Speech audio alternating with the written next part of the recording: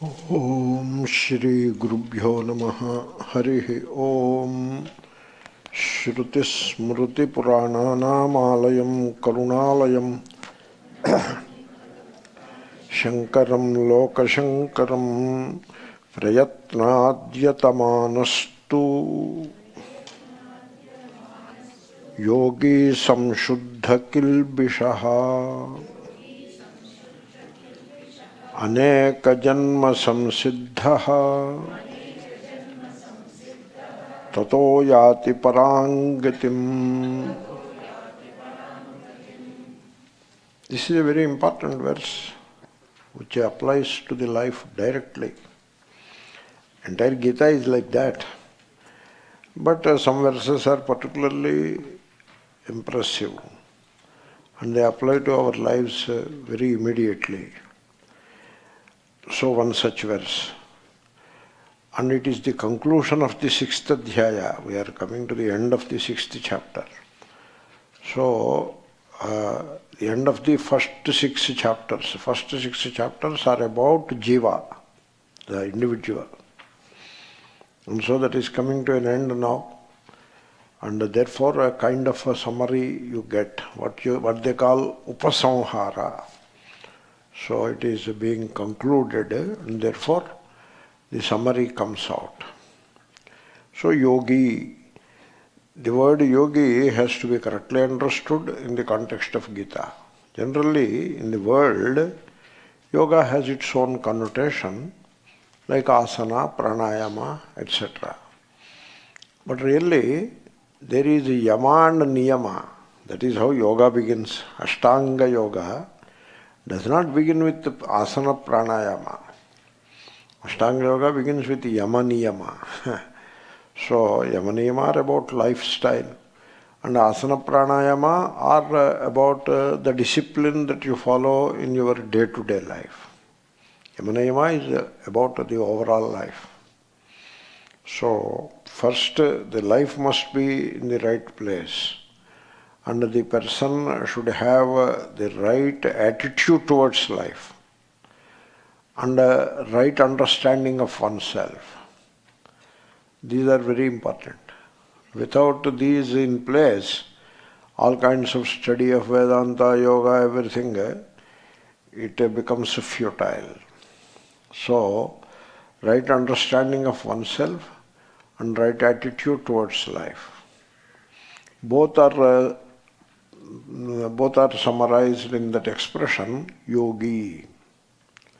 So you must be a yogi. You should look at yourself as a yogi. In the context of the word dhata in Vishnu Sahasranama, we have looked how one should look at oneself. So I am a devotee. That is the way you have to look at yourself.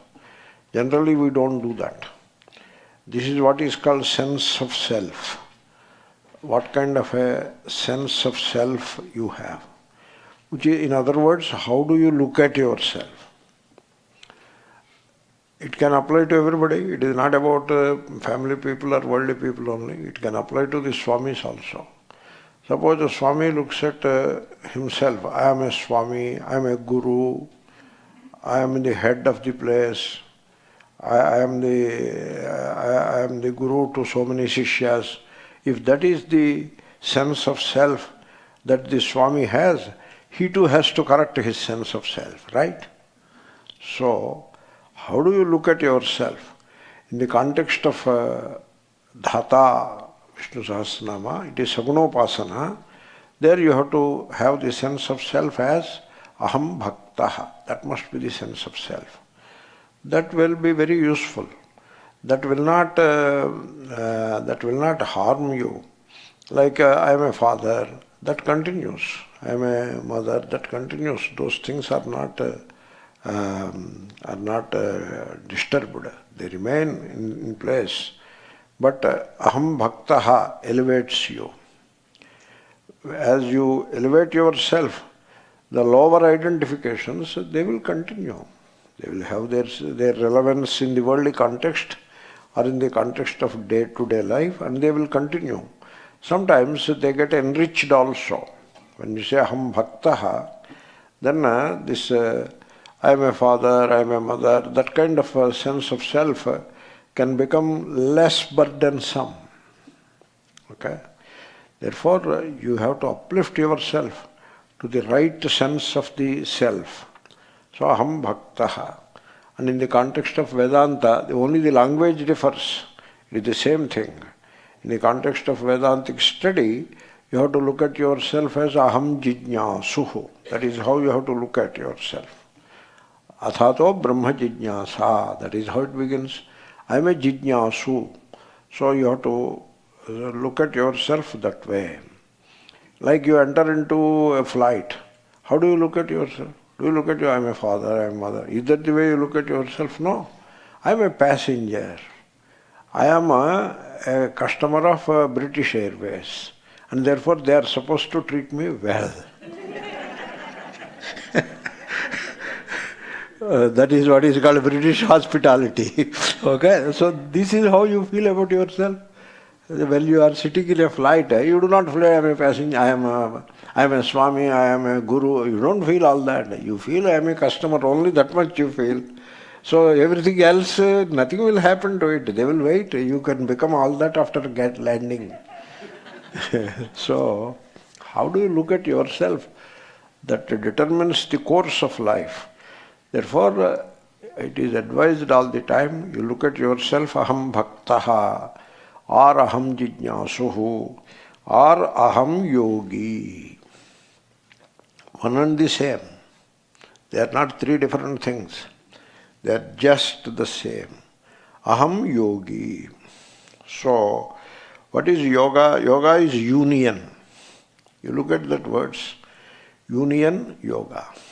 Okay? Yoga is union. Union with what? Union with the truth, with the real. Or you can say union with the God. You can say that. It is one and the same.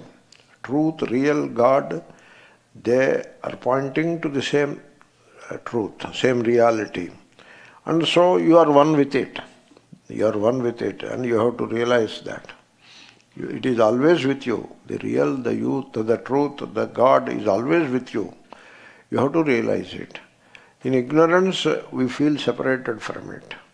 And in understanding, we end this sense of separation, and in a way, as though you get united with it.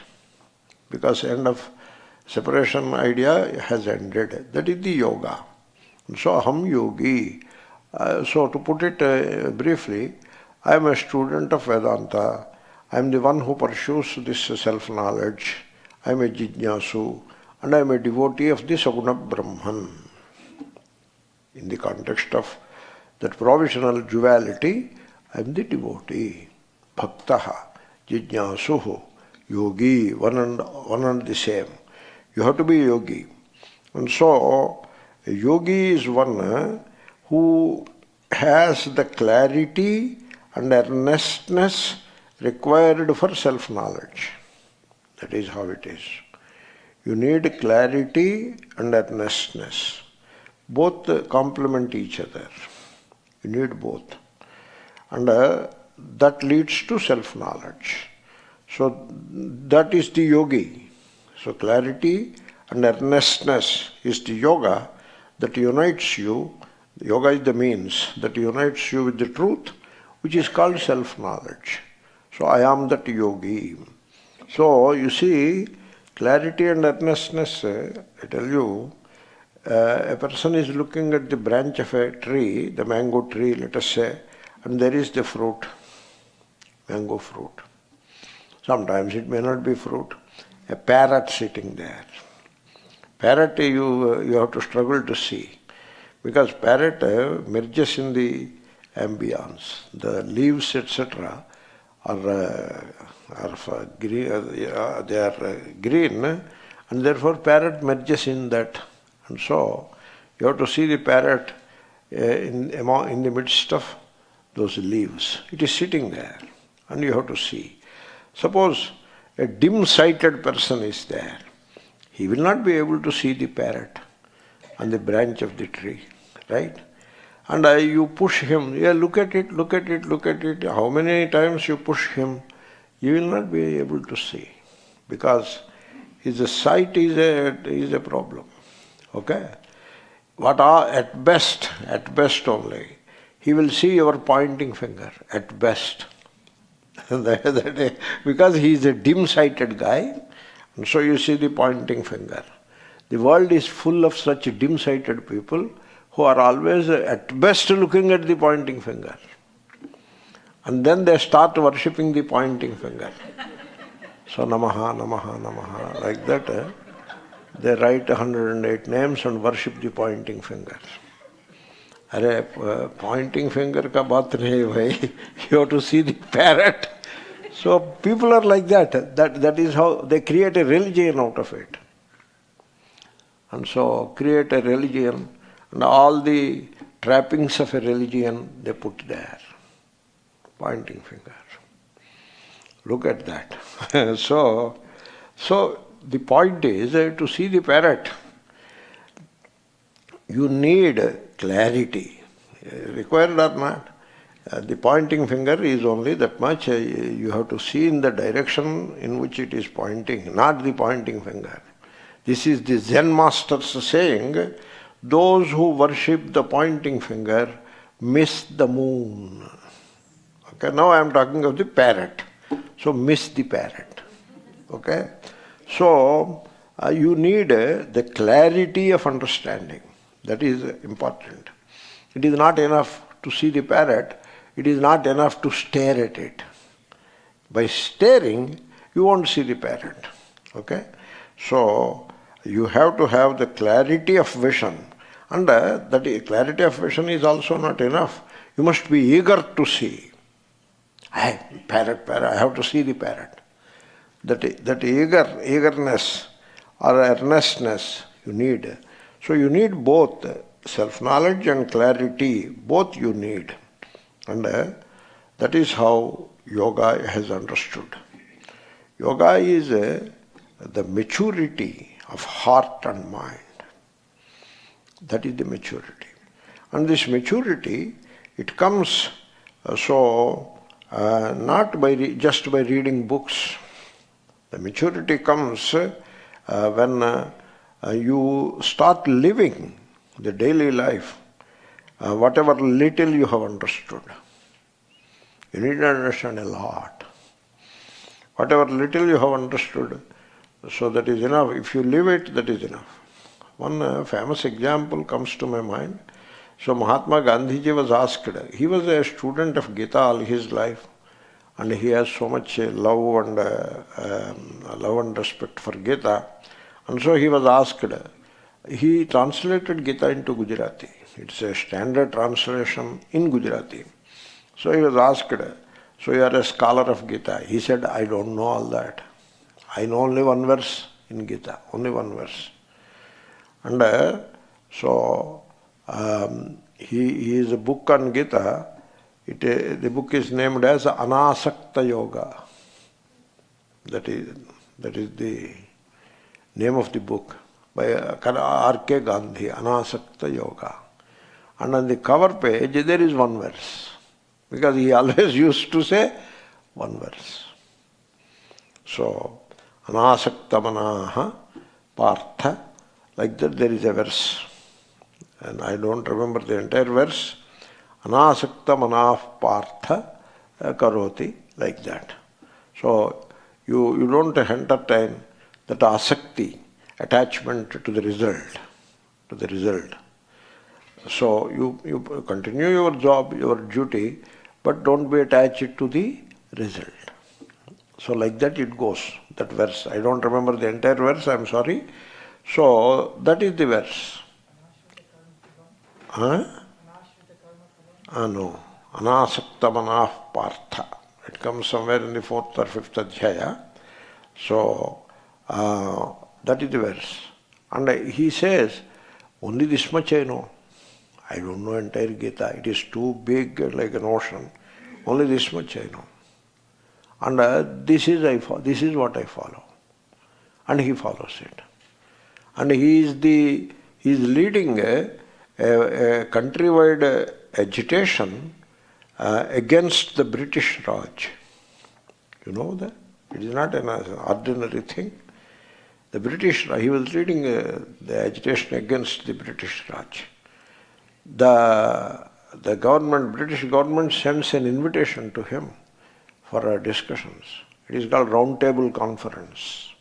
And so he travels to London by boat, by steamer, and goes there. They say you have to wear a suit to meet the Queen or the Prime Minister. He said, I don't wear suit. Then they said, you cannot meet. It's okay. I see London a little and go back. So then the Queen sends the message, please come. So he goes in his normal dress, no suit, nothing. They give him a cup of tea with a saucer cup and a saucer like. So he drinks tea the Indian way. And he is the guest sitting on the Queen is sitting. Cup of tea was put along with saucer with the Queen, and then Mahatma Gandhi and the Prime Minister, maybe Churchill or someone, or maybe next one, and the important people connected with Viceroy, they are all sitting. Tea was served. And so Queen is about to take the tea, and this is the way, British way. You have to keep the saucer here and tea like this. That is how you have to drink. But Mahatma Gandhi started before the Queen. He did not, because he wanted his tea. So Queen, if she wants, she will drink. I want my tea. And so he was the first man to start drinking tea. And he took the saucer and put half the tea into the saucer and started drinking. Then the Queen, she was about to sip, she stopped and she put half into the saucer and drank tea. And everybody follows suit. Mahatma Gandhi. Only one verse. Mayasakta manaf partha yogam yunjan madashrayah. So like that. Anasakta manaf, something like that. So only one verse. Only this much I know, and I follow this. He led an agitation against the British Raj and got independence for India. And he is called the father of the nation. So very simple. So the point I am trying to make is, you need not know volumes. Whatever little we understood, we earnestly apply it in daily life. That is what Shri Krishna is saying. Prayatnad yatamanaha. This yatamanaha is an interesting expression. So that manaha, a present continuous tense it is in English. In Sanskrit they call it shanach. And so yata, shanach, the makara will come in between. Yatamanaha. So present continuous tense means it is an ongoing thing. It is not occasional spirituality, 1 week spirituality or 2.5 days spirituality. So there is a camp for 2.5 days, and so you become very spiritual for those 2.5 days. That is not the way. Whatever little you understand, you start living it. That understanding should come through, should come into your daily life.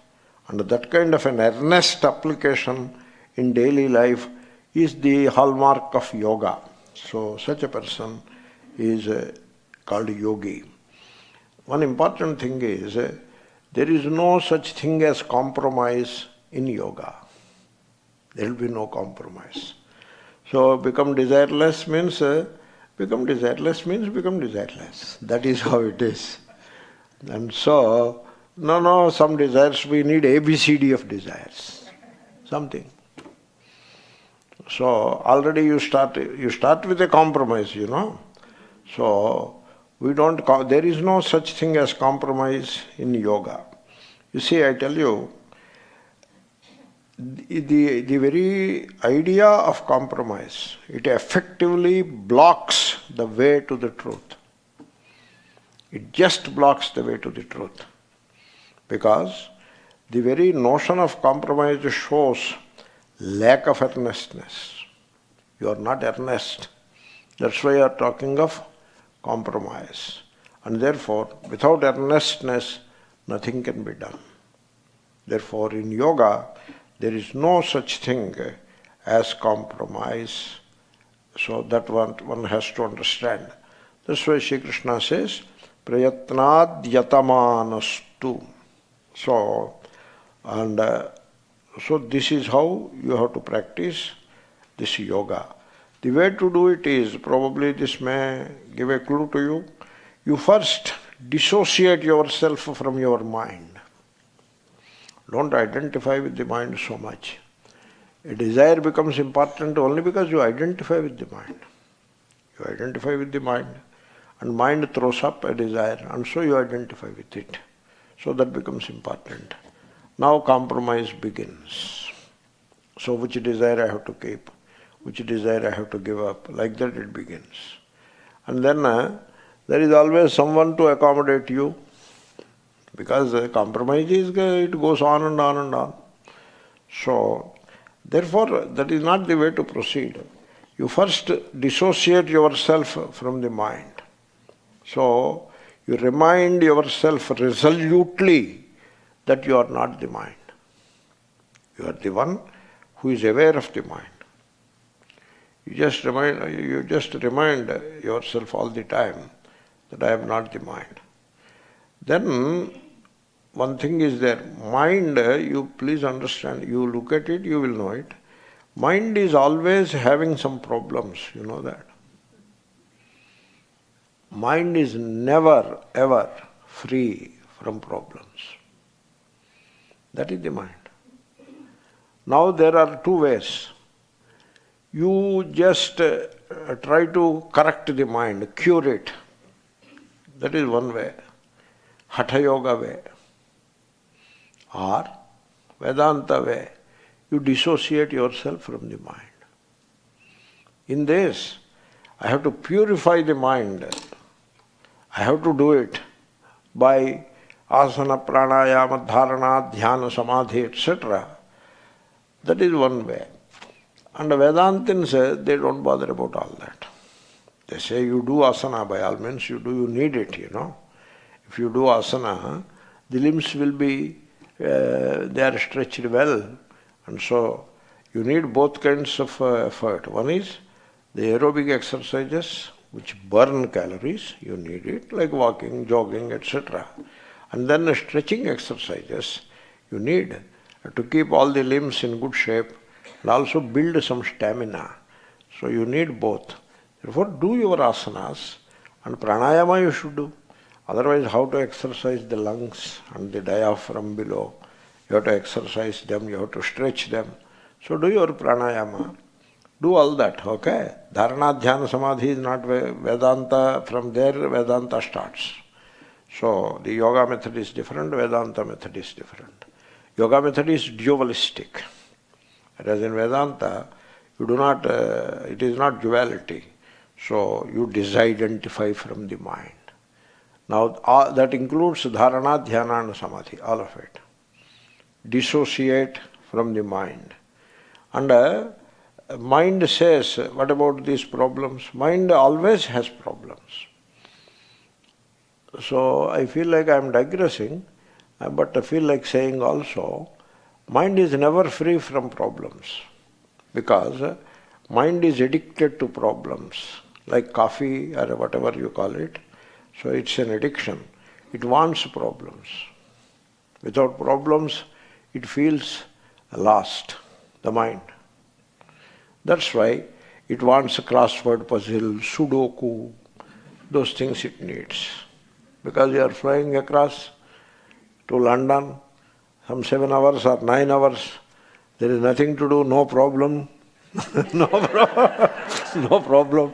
If you are on the land, son is a problem, daughter is a problem, father is a problem, wife is a problem. So many problems are there. But in the air, you are in 35,000 feet above, so you are uplifted or elevated to a level where there are no problems left. And therefore, so what you do, now you have to do what you go along with your wife and children, then problems. But when you are flying alone, I am saying, no problems now. So what to do? Look around and find out Sudoku and start solving it. Sudoku is a problem. You have to solve it. Once I started it, then managed one line. It should add up to some number. Then another line also managed. Then came to third line, it got haywire. It doesn't yield. Then I said, why should I worry about this problem? Leave it alone. So I stopped it. So, mind wants problems. Life is going on. Today's life is same as yesterday's life. Yesterday was same as day before yesterday. In all probability, it will be same tomorrow also. But some changes also happen. Suddenly unexpected things do happen. Some turns will come. Some inflection may come or some real turn may come also. All kinds of things will happen in life. And so life goes on. And but we do not accept life on its terms. We want life to be on our terms, not on its terms. Therefore, there are points where there is a difference. Life is going in one way, I want it another way. That is the problem. Another problem, another problem. So mind is addicted to problems, always. So, as long as you identify with the mind, there is no yoga. Compromises, all those things will come. Therefore, you have to resolutely remind yourself that you are not the mind. And you have to dissociate yourself from the mind. But yoga is union. This is opposite of union. Yeah. Viyogameva yoga samudnitam. The yoga alone is called yoga. This is called viparita lakshana. In Sanskrit there is such a thing. So, viyogameva santam yogamiti achakshate. Shankara. It is viyoga in Kathopanishad. It is viyoga, but you call it yoga. Sri Krishna also defined it like that only. Tam vidya dukkha sanyoga viyogam yoga samudnitam. You have to understand. The name yoga means viyoga. So, this is the yoga. Namely, you remind yourself. You have to remind yourself. You cannot depend upon others for anything. This is the inner journey. In this inner journey, you are alone. Okay? Don't try to get one more person to join you. It is not possible. People try that also. They say, me and my wife do meditation together. No, that is not possible. You can do, me and my wife, you and your wife can do a puja together, but not meditation. Because it is you are alone. This inner journey, you are alone. So the wife, the spouse, they cannot join in the inner journey. Some people, they are more clever. They say, my guru is with me in the inner journey. The guru is in his room. How can guru, the person, be with you? Guru is not a person. Guru is the vision. Tattvam. Gururityuchyate. Shankara is not a person. Shankara is before me. As a person? No. As the vision? Yes. We always are in communion with Shankara. Always. Always in communion. Shankara is never away. He is always with us. That doesn't mean there is a Shankaracharya photo or Vigraham. You don't find, I don't keep any photos of Shankaracharya, etc. Because I did not like any of these photos of Shankaracharya, because they are not representative of the truth. Shankara is from Kerala, and he cannot be so fair and lovely somehow. It's not possible. He must be a brown guy. Therefore, I am not impressed by these Shankaracharya's photographs. If it is there, I am not against it, but I have this problem. How can he be so... He is not from Kashmir. If he is from Kashmir, he will be very fair and lovely. Fair. but he is from Kerala. We are brown people. We are not fair people. And so Shankara is with us, not as a person. That is silly. Shankara is always with us. And he guides us in this inner journey. He takes the hand and takes forward. That is the Guru. That is fine. But Guru as a person is with me. You are wrong. That cannot be so. Therefore, this is how you have to dissociate yourself from the mind, and then even mind will change. Even mind will change. When you dissociate, it will complain less. What they call mental ruts, they get leveled up. So these problems which mind is constantly projecting and make us feel as if we are carrying the burden of all these problems. That is how it feels. And that invisible burden we carry on our head all the time. Every human being is going around carrying that invisible burden. And that burden is entirely created by the mind in its ignorance. And therefore, when you dissociate resolutely from the mind, all these mental ruts get leveled up. And then, then mind also will change by itself. You don't want to impose any change on the mind. That is the Hatha Yoga method. We don't follow it. We are not interested in it. Mind will change by itself. So, this change you have to bring in, this change, the Viyoga, which is yoga. Viyogam yoga samudnyitam.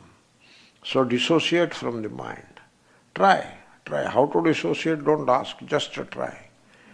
So the problems of the mind are not my problems. I don't want the mind to dictate the life. And I want freedom from the mind. Just by watching the mind, I become free from the mind. So in life, in daily life, not 10 minutes in a dark corner of a room morning. Call it meditation, 10 minutes. That is not the way you meditate. So you do not isolate yourself like that and call it meditation. Meditation is in daily life. So you cannot take out meditation from the daily life. It has to come into daily life. You have to remind yourself any number of times that you are not the mind. By watching the mind, you dissociate. That is the yoga. Yoga is Viyoga. That is the yoga. Okay? So, when you do that, shall I tell you one thing? Either you change this way, prayatnat yatamanaha, you bring that change or transformation in the inner consciousness, either that or suffer. In identification with mind, you will suffer. Because mind will continue with its problems and there is no end to some of the problems. Therefore you suffer. Either you change, either you bring the change in the inner consciousness, the transformation in the inner consciousness, or you suffer. These are the two options. And I tell you, it is easier to change than to suffer. Very simple. So instead of continuing to suffer, it is easier to change. And therefore, please try that. Yogi. Prayatnad yatamanaha. Prayatna is also needed. So what is the prayatna here? Prayatna is effort. It is not physical effort. It is not physical effort. It is not even mental effort. It is only the earnestness which is pointed out by the word prayatna. Only earnestness. You see, what you have to do is, you have to become a yogi. So how to become a yogi? You have to pursue yoga. What is yoga? Intense and methodical investigation into the movement of your mind is called yoga.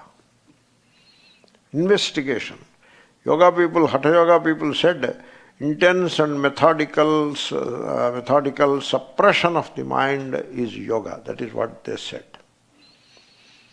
That is how they said. Whereas in Vedanta, we don't like the word suppression. We don't use it, we don't like it. Because that leads to conflict and struggle. And that dissipates that inner energy. That deep energy is dissipated. We don't want it. That's why these Hatha Yoga people are very angry people. Did you ever meet a Hatha Yoga guy? They are very angry people. And some of these gurus, big gurus, they don't smile.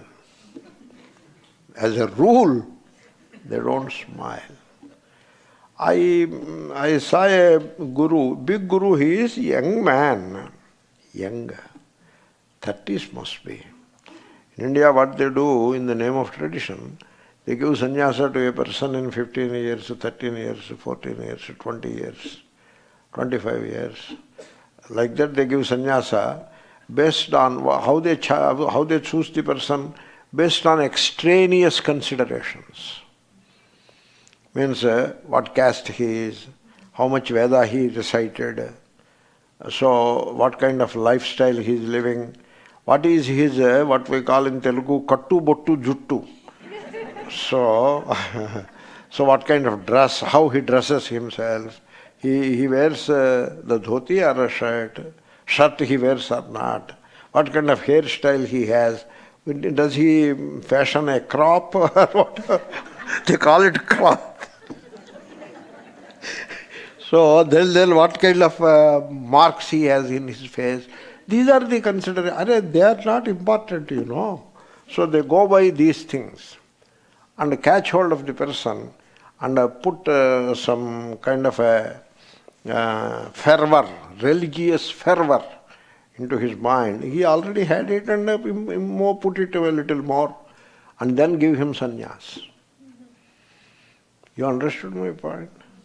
Now he is in 30s, very good scholarly person, studied well, lot of Sanskrit, a lot of Veda, a scholarly person, but never smiles. Because somehow he was led to believe that as a Swami you should not smile. So that grumpy face or grimness, characterized by grimness, what is that? So this is Hatha Yoga, I suppose, some kind of Hatha Yoga. Very angry people. We don't believe in all that. We are Vedantins. We are free people. For us, freedom is our bread and butter.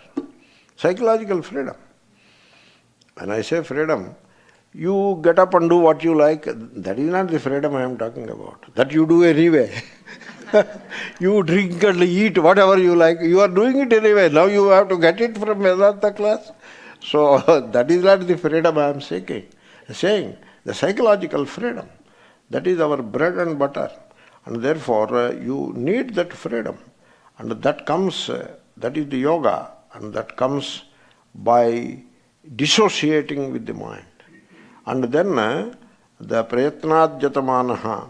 So you investigate into your mind. You have to do that. If you start doing it with patience, you will understand its value. Till then, how much the speaker discusses about it, it sounds okay, but nothing more. But start doing it, methodical and intense investigation into one's mind, that is yoga. Okay? And then, you see, I tell you, mind has to be relaxed. That in yoga, yogi means you must have a relaxed mind, not physical. Physical follows. When the mind relaxes, body follows suit. And when the mind is under very pressure, it creates intense pressure for itself. So anxiety, fever, so desire, this and that. So body also becomes sick. So I tell you, people may not agree with it right away. All disease begins in the mind.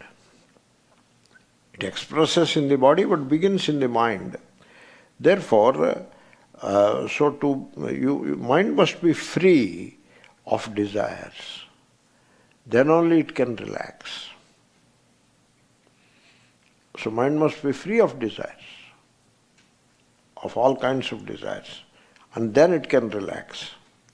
So this freedom from desires, this relaxation, it doesn't come from grim determination. That is not how it comes. What you need is not grim determination. It won't come that way, yoga. What you need is understanding. By understanding, you get that relaxation. So, that's why, suppose somebody says, I will study Vedanta from now on very intensely, I will study. So, that kind of a grim determination will not serve the purpose. So, you do one thing. First, start relaxing. Relax. So, how to relax?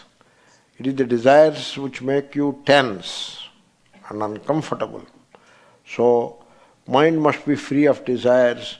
So, how to get rid of desires? Understanding. Always it is understanding. There is nothing worth desiring in this world. No physical object, no position, no power, no money, nothing worth desiring. You need them in a small measure and you use them, that is all right. But nothing worth desiring. So that kind of understanding will bring in the desirelessness, which leads to intense relaxation. And that makes you a very healthy person and a happy person. And you experience freedom. This is the prayatnad yatamanaha. I am just looking at one expression. Prayatnad, last class I have looked at Shabda Brahma Ativartate. That is how I remember. Yeah, that is what I looked at. So now we are looking at Yogi Prayatnad Yatamanaha. So, therefore, you understand. As you understand, you become free. And how do you understand? How the understanding comes?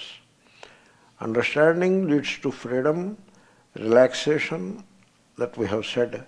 How the understanding will come? So books will help. I am not dismissing books. I am carrying a big book with me. Heavy. Why should I carry this heavy book? Why not bring a small book? Because Bellankonda Ramaraya Kavi is sitting here. That's why. I need to consult him on and off. If I want to consult, wahan baitha hai. That's why I bring the heavy book. Books have their value. I don't deny that. The speaker speaks, that has its value. But finally, it all has to end up with you. So, finally you have to take responsibility into your hand. So you have to understand. How do you understand? So, books are okay, speaker is okay. Understanding comes when you pay attention. So pay attention to the mind, you will understand the mind. And by understanding the mind, what happens? You become free from the mind. The sequence you followed? Pay attention to the mind. What about meditation? That is meditation. That is the meditation. Pay attention to your mind, that is the meditation. This meditation has become a kind of a bugbear for whatever it has become, it has become. All kinds of techniques, this and that. Pursuit of visions, pursuing visions, images, so many things. So, all of that is not meditation. Meditation is, the word meditate. If you take Oxford Dictionary and see, probably that will that may come close to what I am trying to say. To meditate upon something means what? To pay attention to that something. Pay attention. That is called meditate. You pay attention. Start with the body. You may start with outer things also. You pay attention to a tree. Look at a tree with attention, full attention, and see what happens. Something happens. Shall I tell you what happens when you pay attention to a tree? Shall I tell you what happens? The word tree drops. Along with the word, the form tree drops. Namarupa are gone.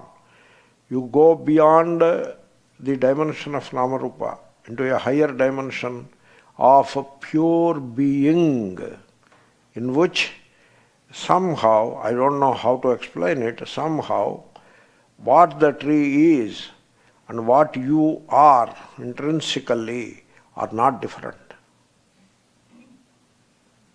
Now, what more do you want? So that much happens by paying attention. That much happens. Amazing. The power of attention. So, you pay attention to the tree. That is meditation. You pay attention to the birds in flight. That is meditation. You pay attention to a squirrel as it is negotiating that cone. There are cones on the road, you know, and it picks up one cone and it is negotiating with the cone. It is doing something with that cone. There must be some soft food item inside that cone, and it is doing something with it. You pay attention to the squirrel. Pay attention to a cloud. Did you ever do that? Pay attention to a piece of white cloud or black cloud. Pay attention. If you pay attention to the sun, that becomes a Gayatri mantra. So, paying attention is meditation. So you cannot take meditation out of daily life. It is part and parcel of daily life. And so now that is all outer. You begin with the outer. Then come within. Pay attention to the body. It is not like studying the book of anatomy. That is different. Here you pay attention to your own body. And you want to understand your body by reading a book of anatomy? No, that is for physicians, not for you. You understand your body by paying attention to your body. This understanding is different. It is not an anatomy book. It is different. You understand the body, how it is comfortable or not comfortable. You understand your body. And if you can give that understanding to the physician, he will be very happy to help you even. But first you should understand your body. Through you only the physician can understand the body. Therefore, pay attention to the body and understand. Suppose there is some pain, pay attention to that pain and see what happens. Anything can happen. You start with a small thing, small pain. Instead of taking Tylenol immediately, you pay attention to that pain. Small pain can wait, you can be with it for some time. You need not get rid of it immediately, right? Even a Tylenol takes some time, 10-15 minutes time it takes. Therefore, you need not pay attention that long really. You pay some attention to that pain. So in doing so, you get the quality of endurance, which is a noble virtue. Endurance is a noble virtue. So then pay attention to the pain. That is meditation. That is meditation. And as you pay attention to the pain, the quality of pain can change. It is not one continuous thing, pain. It could be on and off thing. Interesting. You understand the pain now? It could be a kind of a wave-like thing, goes up, comes down, goes up, comes down. Whatever. And it may reduce also. Try. No, if it is not reducing, take a Tylenol. That is always there. Be practical. So pay attention to the body, pay attention to the pain.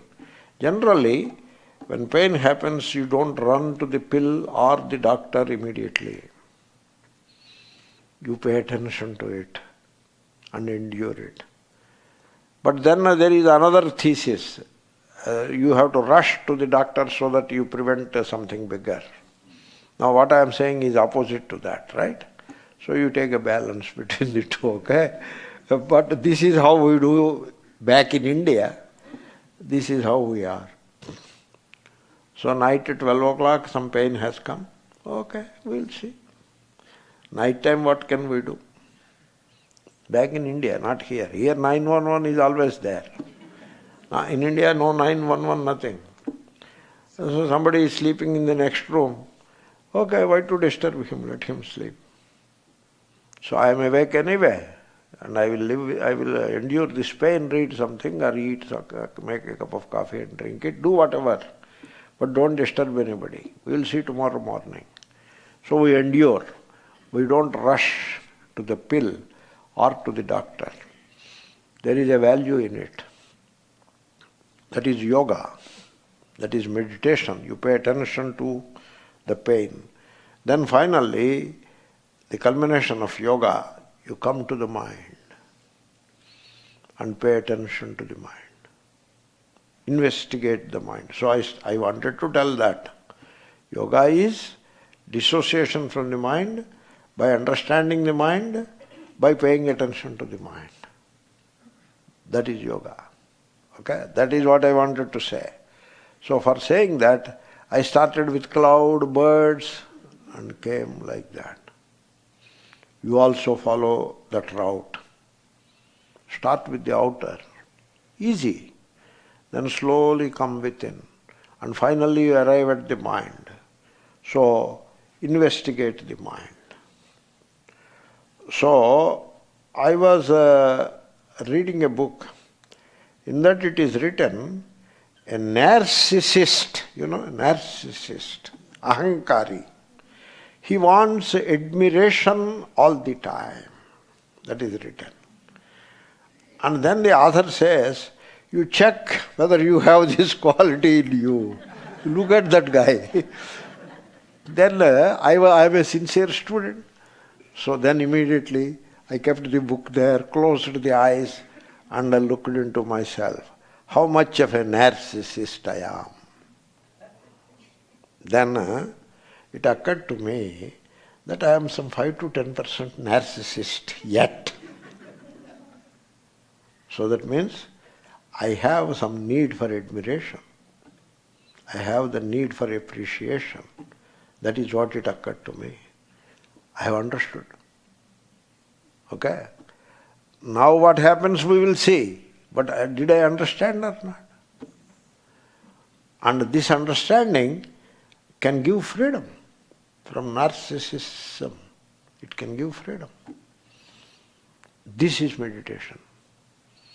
This is yoga. Just I gave you example. So pay attention.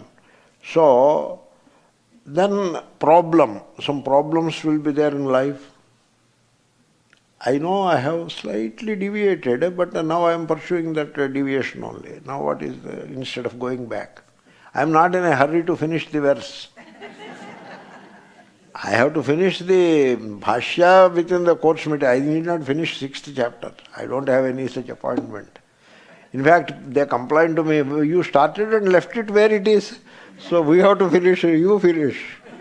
I am not going to finish. This verse I am not going to finish. So let me stay with my deviation. So the problems are there in life. Sometimes they are intractable. So what to do? Be aware of your problem. Don't try to solve. Some of these problems cannot be solved. If it is some simple thing that can be solved, should I tell you go ahead and finish it? No, that you do anyway. So the problem, you understand the problem. How? By paying attention to the problem. You understand the problem. Suppose, let us say, your son, just I am giving an example, the son, SON son, he doesn't follow your advice. That is a problem. Okay? Now what to do? So deal with him. You will fight with him. There is no dealing with him. A grown-up man, a grown-up young man, what can you deal with? How can you deal with him? You can only fight with him. That will compound the problem. No, leave him alone. You examine that problem. You pay attention to that problem. Then your understanding of the problem will improve. You will understand the problem much better. The problem remains. Problem remains means the situation remains. The situation remains. It has become a problem, at least partly because of your perception as a problem. You perceive it as a problem. Some of it is subjective. Maybe a lot of it is objective, but at least some element of subjectivity is always there in it. That's why it is a problem. Therefore, when you pay attention, you understand the problem. And in understanding, the subjectivity will be gone. And will the problem be solved? May not be. But there is a rule. You become free from what you have understood. There is a rule like that. You become free from the mind when you understand the mind. The same thing can apply to the problem. You become free from the problem as you understand the problem. And you understand the problem by paying attention to the problem. Yoga. Paying attention is yoga. So this is how you have to strive. Prayatnad yatamanastu. When you strive, yatamanaha, striving. It is not struggling. It is not exerting. It is just striving. Patience. With patience, you pursue it. Then samshuddha kilbishaha. Slowly, the mental ruts called kilbisha get leveled up. That is all. Here we are not talking of papa, punya, that language we are not talking. That is not the language of Gita. That is the language of Dharma, the Dharma Shastra texts. Thou shalt do this, thou shalt not do that. You do this, you get merit. You do that, you get sin. That is different language. Kilbisha, you should not confuse with that kind of language. Here kilbisha is only this much. The mental ruts. And even when the word papa is used here, the mental ruts are the papa. That is the papa. Samshuddha kilbishaha, samshuddha papaha means the mental ruts are getting leveled up. Similarly, when you observe the mind, some of the mental problems like jealousy, hatred, ill will, they are the papa, because they make you suffer. Whatever makes you suffer is papa. And these mental ruts like jealousy, etc., they make us suffer. And therefore they are the papa. So you have to clean up your mind through yoga, which is attention. Through attention you have to clean up your mind. And this you have to do forthwith, without losing any time. You have to do it now. Start doing it now. And take up yoga in your life. And live the life of a yogi. Look at yourself as a yogi. That is what Sri Krishna is going to say. Be a yogi. Don't be a samsari. By choice you are a samsari. By choice. And you need not be a samsari. If you choose, you need not be a samsari. You can be a yogi. Let us say the verse. Prayatnadyatamanasthu yogi samshuddha kilbishaha aneka janma samsiddhaha tato yati parangatim In this verse, the first part I have addressed today. Prayatnat yatamanastu yogi. Samshuddha kilbishaha I just touched. I will discuss it further. Then aneka janma samsiddhaha is a praise. It is called arthavada, praise. You come to this kind of attention, etc. It is the punyam, the merit of many births. It is not an ordinary thing. It is the praise it is. Tato yati parangatim. I have to tell you what is that. Therefore, samshuddha kilbishaha parangatim yati. These are two topics. And they are reserved for next first Sunday of November. Okay? So that is the program. So I am not going to finish this chapter. That will still remain. Okay, that is the scheme. Om Purnamada Purnamidam Purnasya